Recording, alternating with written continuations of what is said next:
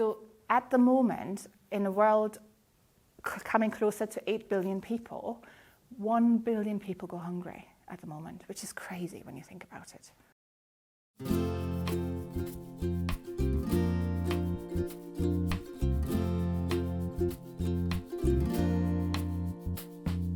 What we're hoping to achieve with the Assemblies is that we hear what you want to see develop as policy.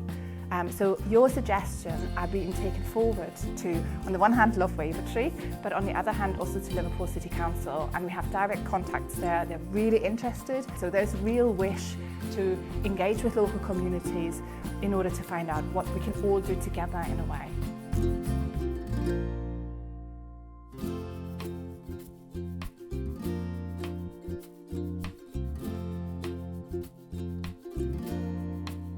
Today we're talking about food and how food connects to ideas of climate change. Obviously one of the key contributors to climate change are different greenhouse gases, in particular carbon, but also CO2 and methane. And you can see how important obviously steel is and chemicals and lots of others, but food and drink emerges as 7% as well. But if you look at where the global greenhouse gas emissions come from by economic sector, you can see that agriculture, for example, and forestry are 24% of all emissions. But then you also have to consider that obviously we transport our food, 14%. Yeah. So not all of the transport will be food related, but some of it will. Obviously food also connects to people and globalization. So there is a lot of questions at the moment around food sustainabilities. Do you have any idea what this picture is meant to represent?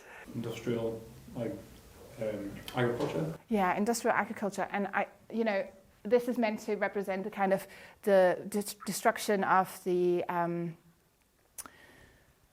rainforest in favor of animal grazing.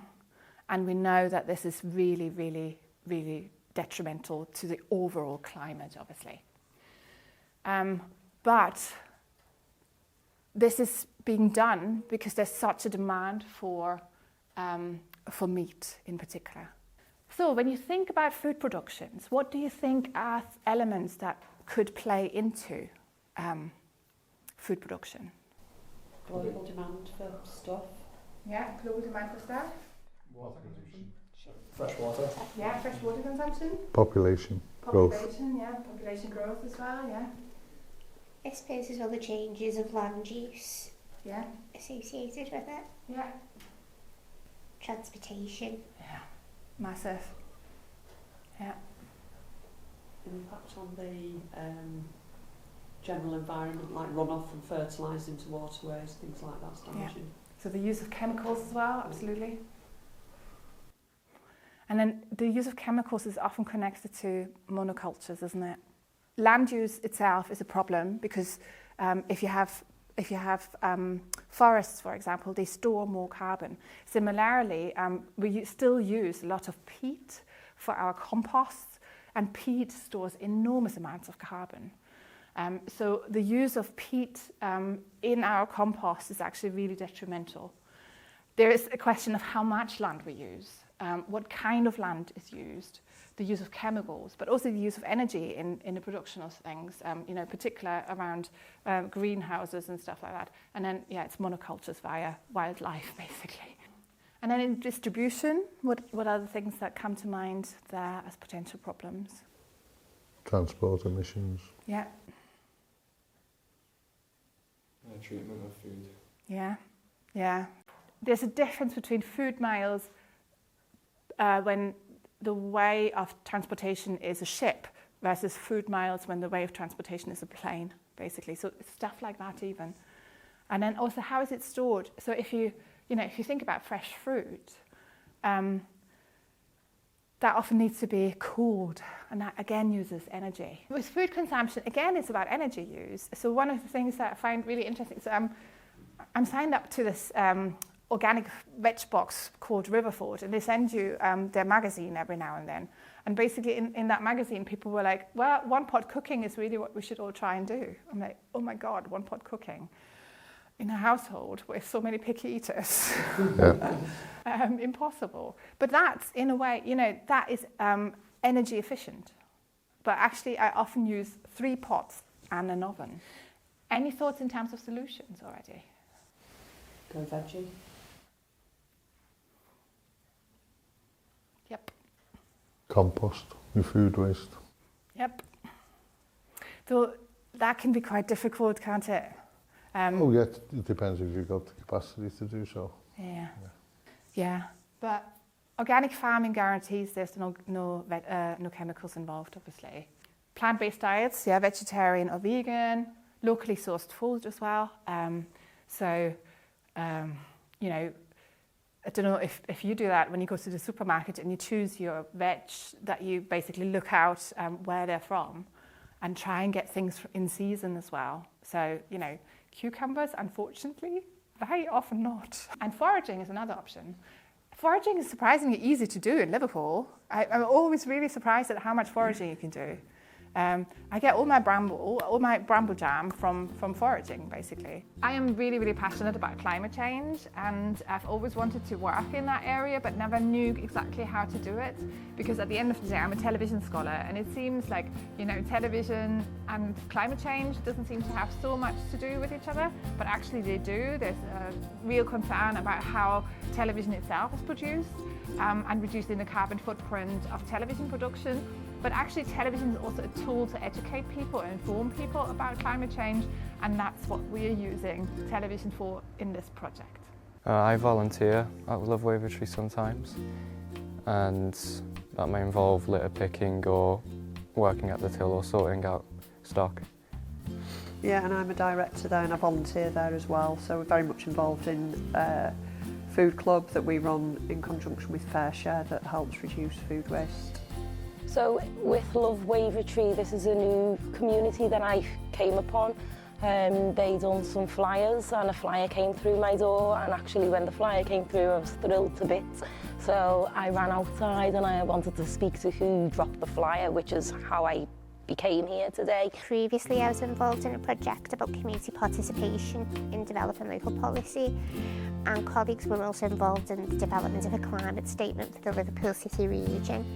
So Elka had seen those pieces of work and asked me to give a presentation to Love Wavertree, and we just started a conversation from there, so it's been really good to work together. So yes, I'm Tony Scott, Waste Prevention Officer for Merseyside Recycling and Waste Authority. Started in 2004. The intention is to do myself out of a job. Never going to happen. We'll always produce waste. It's how much waste we actually produce. So our role as an authority, single function authority, we have a legal responsibility. When the councils, the 6 councils including Halton Council, collect their waste, they have to give it to us.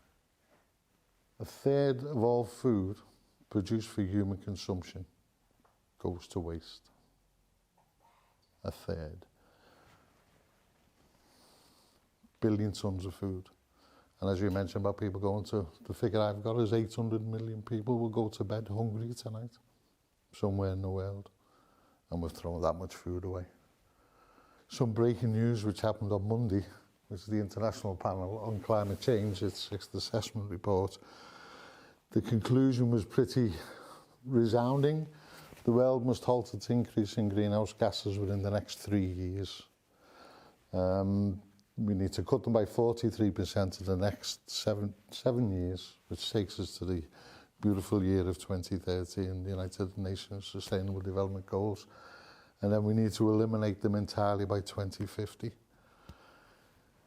We're getting there. I would suggest, and the report says so, there's plenty going on and moving us along that goal. It's whether we will do it in time, because there will be a tipping point sometime in the future where we're not going to be able to do anything about it. But first I'd like to talk about us, the Waste Disposal Authority.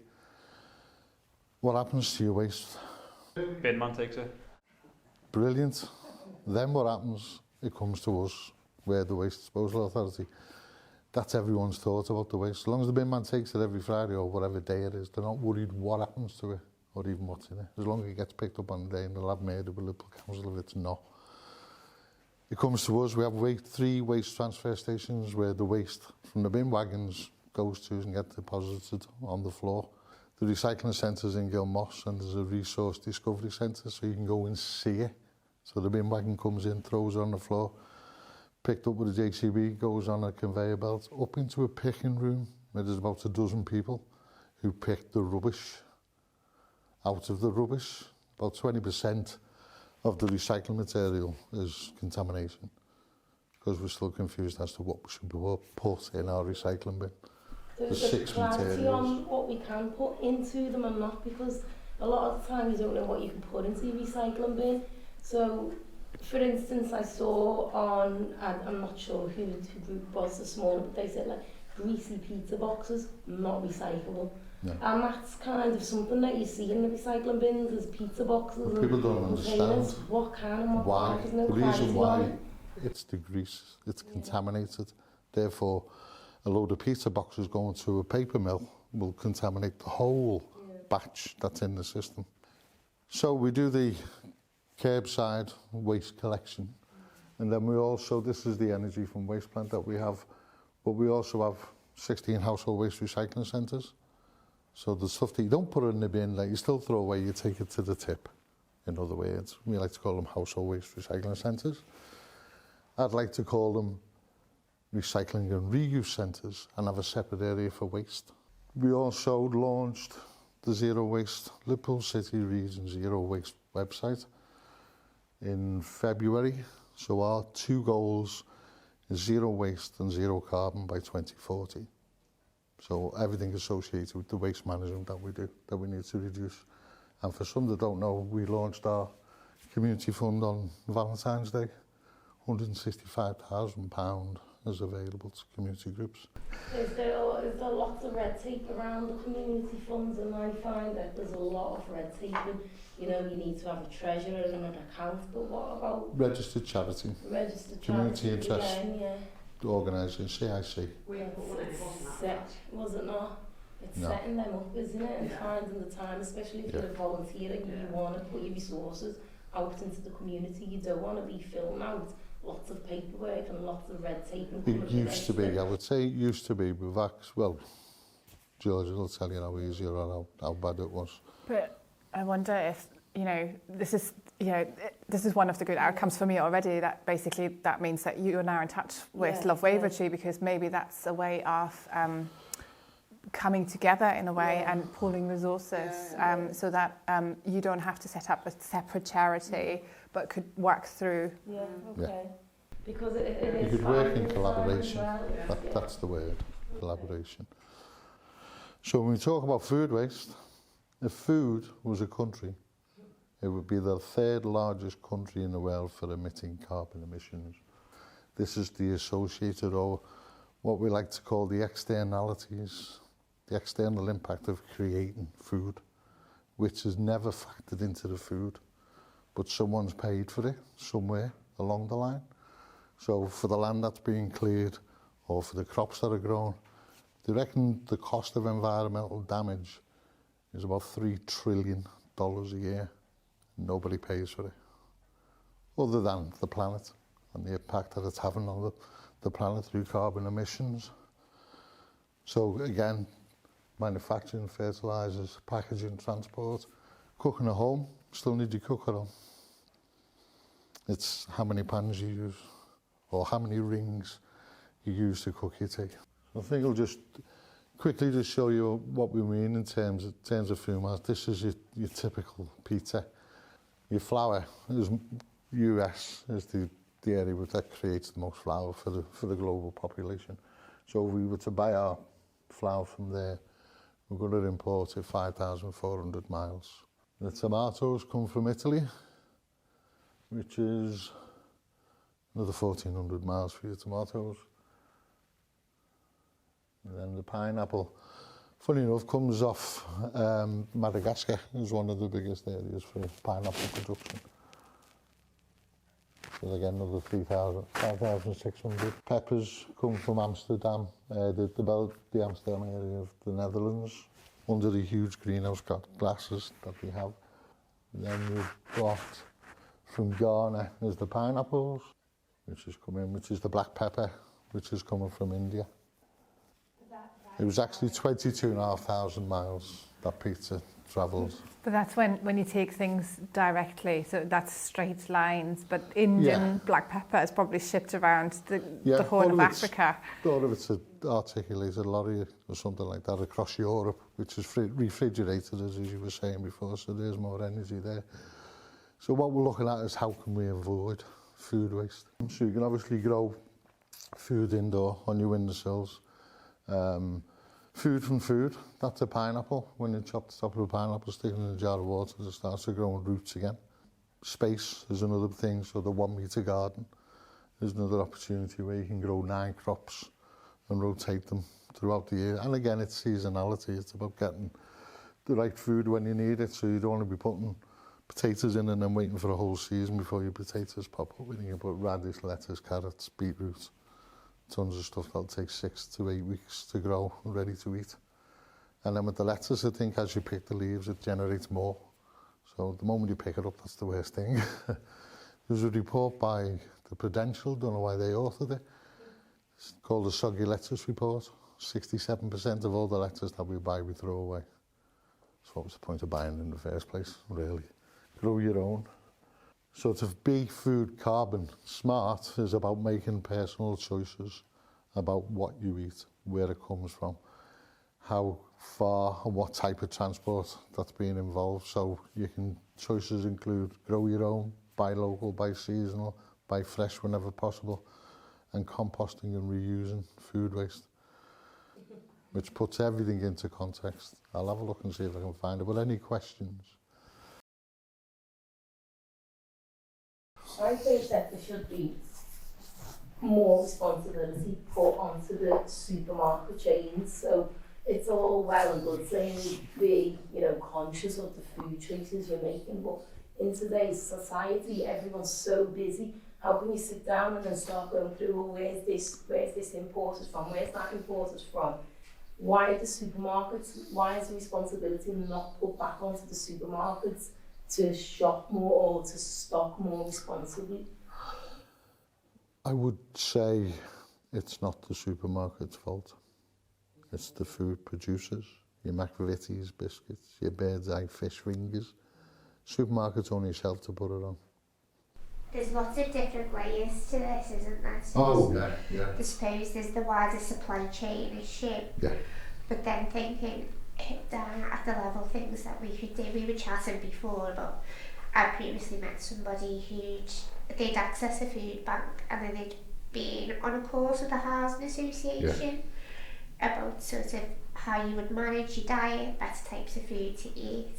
But one of the things they got given there was picking up on the energy was a slow cooker, one-pot cooking techniques.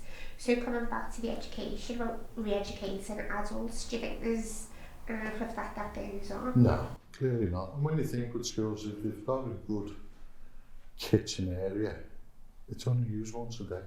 An idea I had with people in sheltered accommodation was share shopping.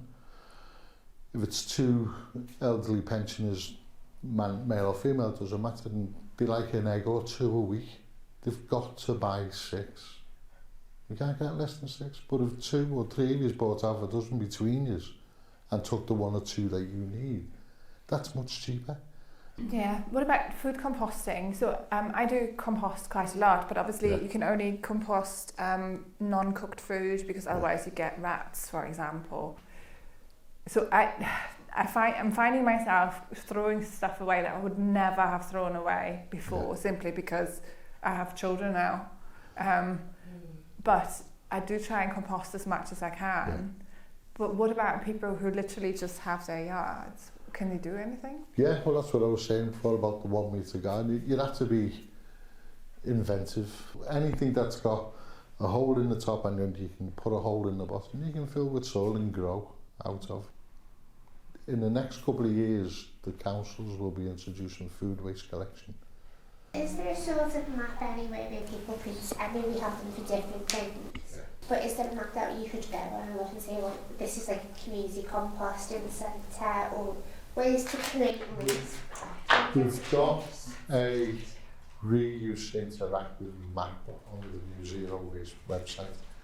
So all the community charities are all listed there. So it's built mainly around the reuse of products and who can take them in. So for people like us to access, say, a tip or whatever, it would be really great if there was some way where you could have like a van you could book in and that would pick those things up, you know, from the community. So multiple people were all using it to do that type of thing. You need a hub in your area so that everybody who's got something they no longer want, but it's probably still got value to somebody, can have it either picked up if they're struggling, or there's a centre nearby where you can hand it in. So swap days. There is so much waste, isn't there, really? I think the sell-by date and the use-by date needs to be more clarity surrounding them, because people do use it as this food needs to be ate by this date. It has to be, but it's not. It's just is it the best before date? Yeah, because and they just won't. There's a whole education, isn't there, around cookery skills, and also as well, because I used to do this, I would always buy like fresh fruit. But then, you know, tinned fruit is just as good for you and you can keep longer. Yeah. So there's that education around that as well, isn't there? Yeah, there is, definitely. I think we need more community growing spaces, because Wavertree's got lots of terraces, hasn't it? And there's also pockets of land. Yeah, because that is an issue as well in Liverpool too. There is still quite a lot of brownfield land. So repurposing some of that. That would be great. It would be great. That's exactly what Litter Volunteer stands for, is turning littered greens into community spaces, no matter what you're using them for. Even if it's just a nice community space, just to walk past and go, oh, that's lovely, let's sit there, let's take a picture under this tree, let's use that for some vegetation, let's grow something there. Yes, you know, let's just change this and turn it into something. It's treating like the nature, isn't it, as a natural asset, as a resource for everyone. Yeah. You know, the way you can just go into a shop and buy a plastic bottle, I think that needs to be done away with completely. We need to have, you need to have a cup or a bottle that you take with you, or you can buy it in the shop for maybe £2 and you fill that up like you would do in a, almost like in a bar, with these dispensaries, and you put your cup under, you get your drink out of it, you close your bottle up and off you go, and you keep that bottle because that's your reusable cup for the day, or your reusable bottle, and then rather than just binning it, it goes into your bag. But also as well, I suppose one of the things, I think I tend to do this, and I think sometimes policy is built around what's wrong as opposed to maybe what's strong as well, and how we incorporate some of the strengths into it. So we've got like a global challenge, but at a smaller level, lots of people are working to try and make a difference. So that's a real strength, isn't it, that we should maybe think about more.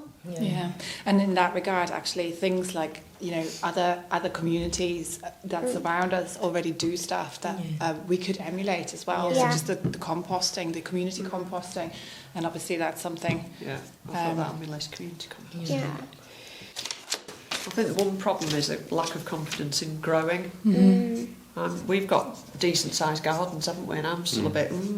I haven't grown anything, shamefully, but after today I will do. And actually, even this morning before we came here, I said to my son, should we start growing some things? We're going to get some big, massive containers and we're going to start growing this year. You do make an effort, we're starting to make a bit more of an effort. But also as well, the education part, I just, about building people's confidence to grab as well.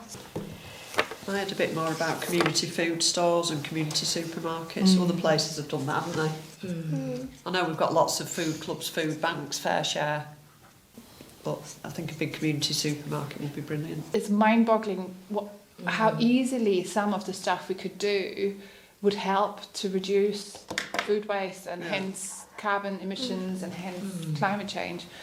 So I think one of the problems is getting into schools early, isn't it? That's not a problem, that's a solution. Get into schools early. Well, yeah, that is a solution, isn't it?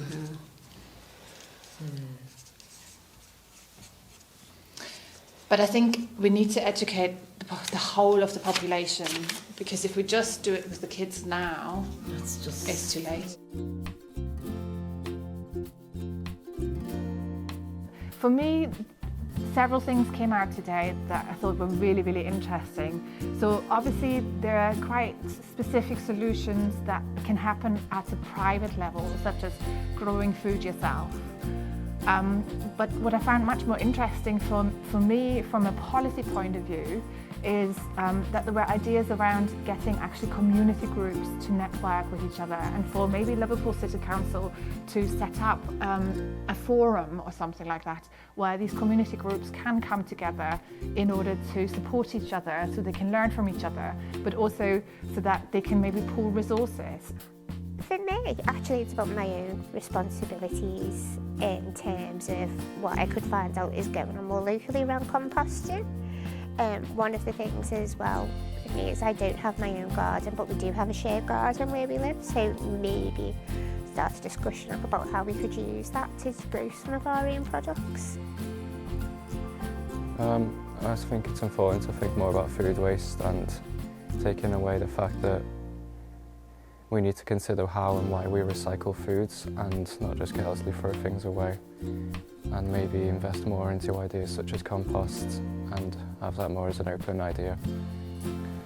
Yeah, I've learnt more about recycling and what can and can't be recycled, and I think we've all got some really good ideas on what we can do in the community.